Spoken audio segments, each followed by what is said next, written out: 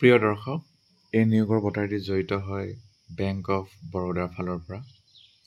Bank of বৰোদাত local bank officer পদ খালী হৈছে পাৰ্মানেণ্ট বেচিছত। 4 জুলাই বা অনলাইন আৰম্ভ হ'ব আৰু এপ্লিকেশ্যন ছাবমিট কৰাৰ পৰা ফিজ দিয়ালৈকে 24 July.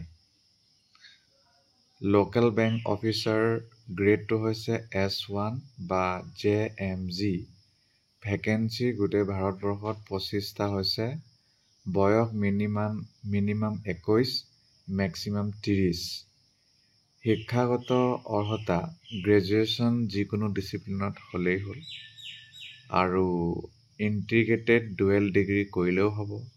Professional qualification charter accountant, কষ্ট একাউণ্টেণ্ট, ইঞ্জিনিয়াৰিং, মেডিকেল যদি আপুনি কৰিছে তথাপিও হ'ব। নহ'লে যিকোনো ডিচিপ্লিনত গ্ৰেজুৱেশ্যন হ'লেই হ'ল। পষ্ট কোৱালিফিকেশ্যন এক্সপিৰিয়েঞ্চ মিনিমাম এবছৰ বিচাৰিছে যিকোনো শ্বেডুল কমাৰ্চিয়েল বা ৰিজনেল ৰুৰেল বেংকত। আৰু যদি payment bank, small finance bank, fintech, cooperative bank, NBFC তাত যদি আছে তেতিয়াও হ'ব, কেছ নাই। তাৰপিছত candidates must be proficient in the local language of the state. নিজৰ যিটো লোকেল লেংগুৱেজ তাত লিখা, পঢ়া, কোৱা আৰু বুজি পোৱা এইটো থাকিব লাগিব। মই ডাইৰেক্ট আমাৰ অসমৰটো যাওঁ। অসমত 64টা পদ খালী। আছামিছে আৰু অসমত বড়ো আছে, বেংগালী আছে। অসমত 64টা পদ খালী। SC ST ৰেহাই দিছে 5, OBC NCL 3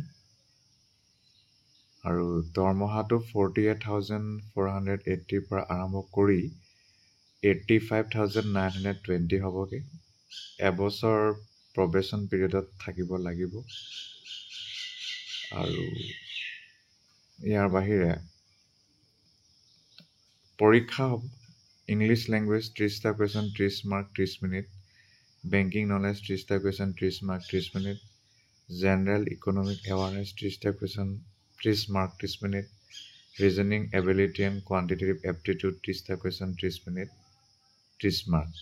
120 মাৰ্ক 120টা কুৱেশ্যন 120 মিনিট। ইংৰাজীক বাদ দি বাকীকেইটা বাইলেংগুৱেল ভাষাত থাকিব। কোৱালিফাইং মাৰ্কছ আপোনাৰ প্ৰতিটো ছেকশ্যনত জেনেৰেল EWSৰ বাবে 40, বাকী সকলৰ কাৰণে 35%। আৰু বৰ বিশেষ কথা নাই। লেংগুৱেজ প্ৰফিচিয়েঞ্চি টেষ্টটো হ'ব খালী ৰিডিং, ৰাইটিং আৰু স্পিকিং আণ্ডাৰষ্টেণ্ডিং সেইটো। তাৰপিছত ডকুমেণ্ট ভেৰিফিকেশ্যন হ'ব। তাৰপিছত আৰু যদি হয় আপুনি চাকৰিটো পাব। কেনেকৈ এপ্লাই কৰিব? www.bankofbaroda.co.in তাত গ'লেই সকলো অপশ্যন পাব। 175 টকা পইচা দিব লাগিব SC ST PWD ESM। বাকী জেনেৰেল EWS OBC সকলে 850 টকা পইচা দিব লাগিব। ধন্যবাদ।